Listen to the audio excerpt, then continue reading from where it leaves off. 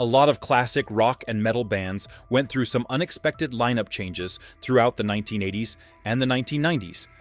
Among many examples, we have Van Halen with Extreme's Gary Cherone fronting the band.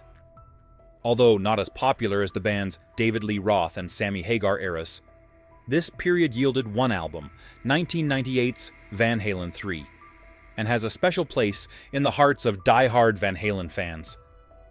On the other hand, some may also feel that, just like with other rock bands, the combo just didn't really work out. As bassist Michael Anthony said in a recent interview with Ultimate Guitar, he also feels like it wasn't the best fit, although he does admit that the Gary Cherone era had its good sides.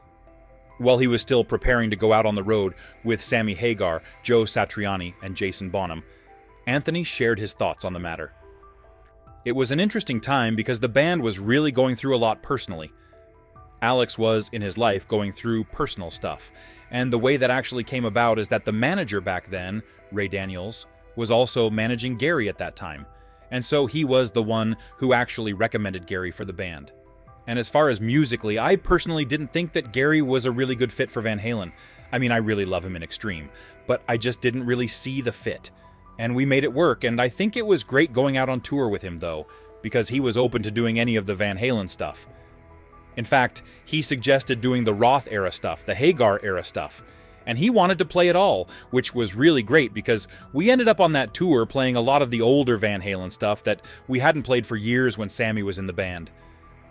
There were a couple of songs that actually Gary had written lyrics, and he had a melody for, and there was music written too, that hadn't really been worked on with vocals.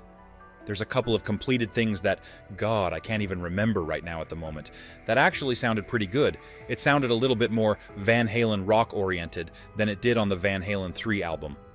But as far as the other music goes, that's shelved, and that's up to Wolfgang. I don't think any of that will really see the light of day because it was something that was a work in progress and never completed. But there are a couple of Cherone songs.